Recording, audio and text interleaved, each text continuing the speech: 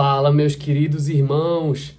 Ailton aqui para mais um capítulo da nossa jornada bíblica. E hoje, meus irmãos, estamos completando esse primeiro ciclo de leitura, de aprendizado, de contemplação e de alimentação da Palavra de Deus no Antigo Testamento.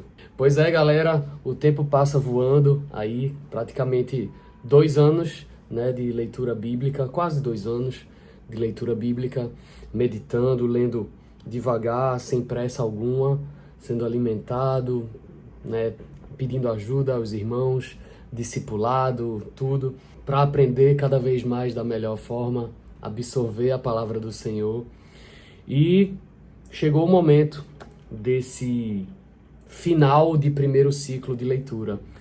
Estou finalizando, essa primeira leitura completa do Antigo Testamento e já estarei em breve iniciando os estudos, as orações, o jejum e muito em breve estarei iniciando a leitura do Novo Testamento.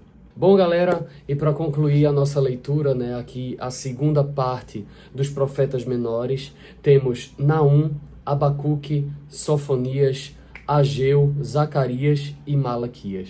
E é interessante porque em Naum a gente tem uma continuação, vamos colocar assim, do livro de Jonas, que levou ao povo de Nínive ao arrependimento, a terem lá a glória de Deus junto com eles, protegendo eles e direcionando eles.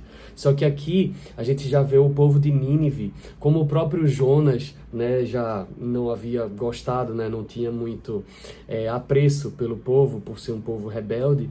E aqui no livro de Naum, de fato, o povo rebelde não aceita os chamados e as profecias de Naum, torna-se a se rebelar contra Deus e a seguir os seus próprios meios. E vendo isso, Naum acaba por profetizar ao povo de Judá, ao povo que está sendo oprimido pela Assíria, para que eles se apartem dessa situação e consigam se reconciliar com o Senhor, já que o povo de Nínive estava rebelde e não seguiria os caminhos do Senhor.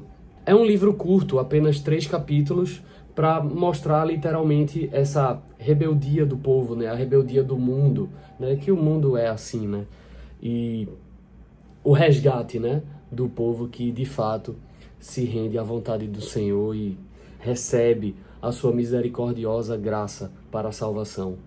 E aqui, galera, a gente tem uma sequência, na verdade, de pequenos livros. Essa segunda metade dos profetas menores, a gente tem livros ali com 3 ou 2 capítulos apenas. Então, são realmente livros muito objetivos, que mostram visões, que mostram missões mesmo dos profetas levantados por Deus a resgatar o seu povo.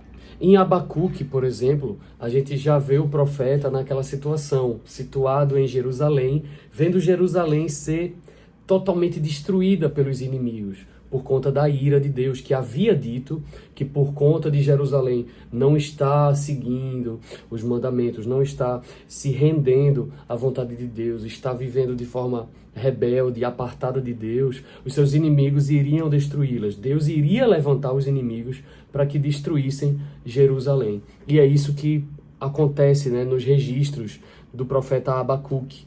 E aí ele está em conversa com Deus o tempo todo nesse livro, pedindo misericórdia, pedindo salvação, pedindo redenção. Mas por conta das consequências da própria Jerusalém, a Jerusalém é constantemente castigada e massacrada pelos inimigos.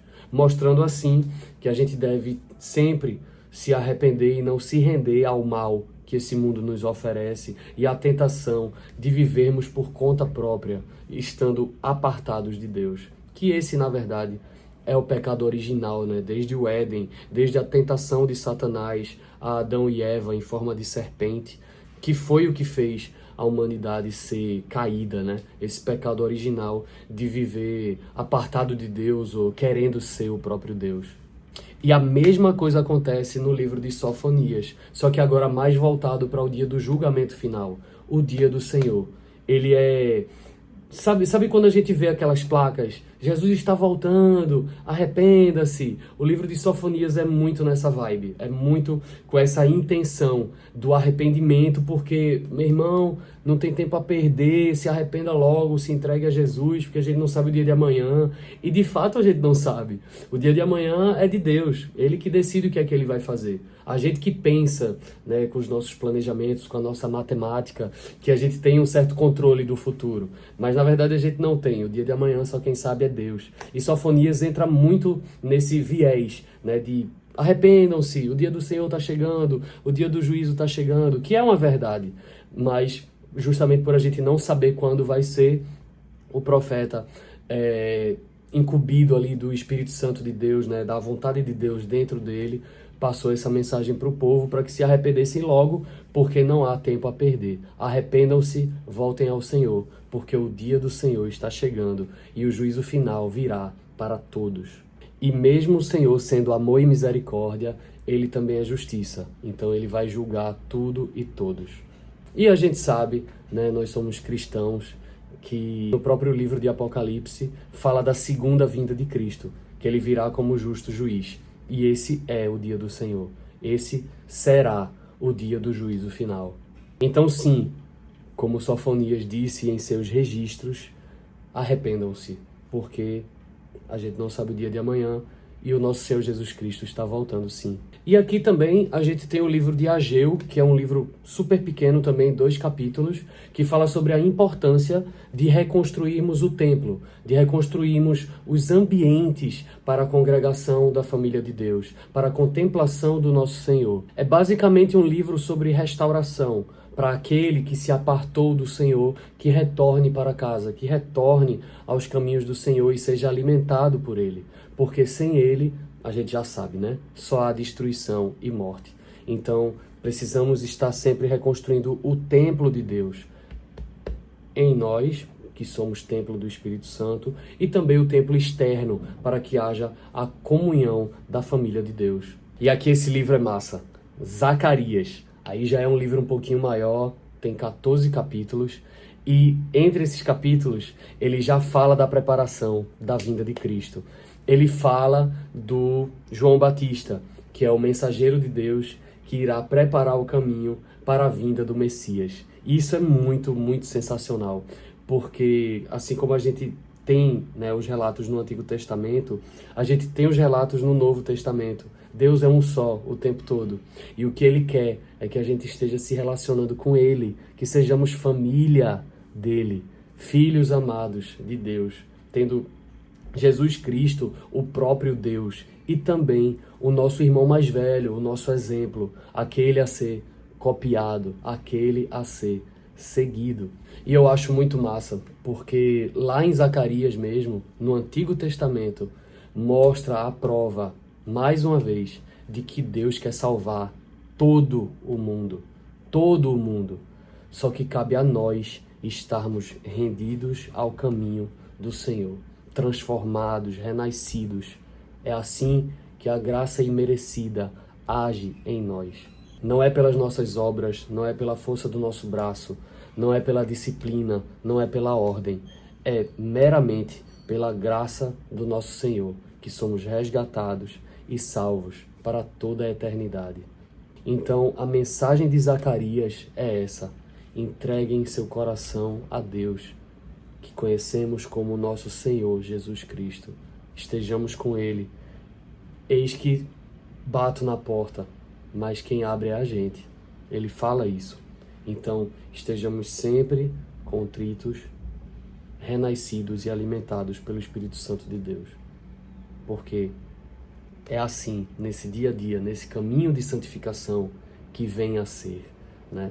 Que nós caminhamos com Deus e é isso que faz Ele se agradar da gente. Não é merecimento, não é força do braço, mas trilhar os caminhos do Senhor deixa Ele feliz.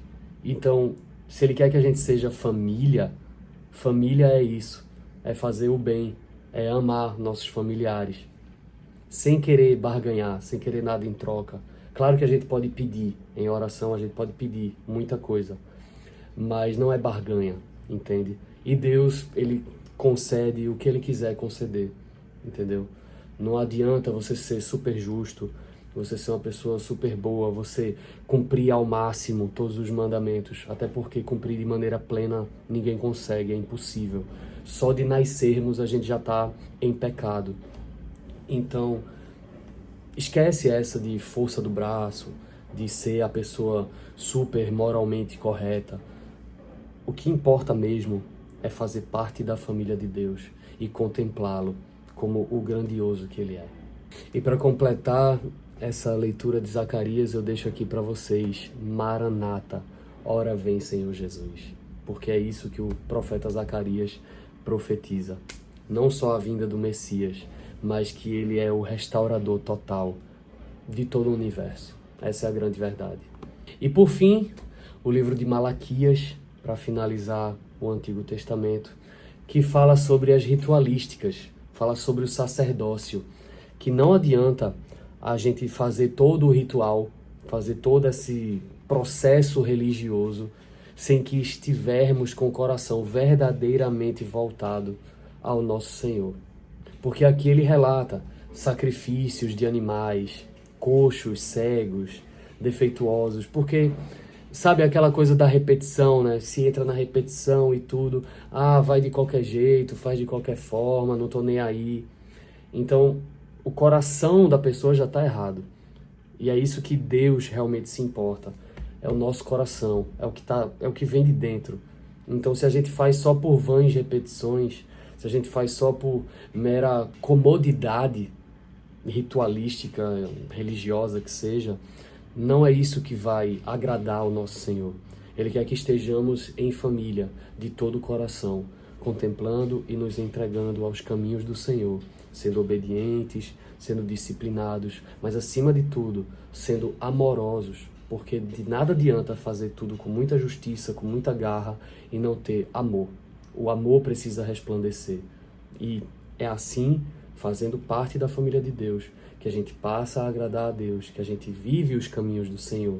E por pura graça imerecida, Ele vai ali pescando cada um, trabalhando através do Espírito Santo Consolador que Ele mandou aqui para o mundo, quando Ele ascendeu aos céus, né, o nosso Senhor Jesus Cristo, que Ele vai nos alimentando e vai nos permitindo lutar contra o mal, em nome dEle.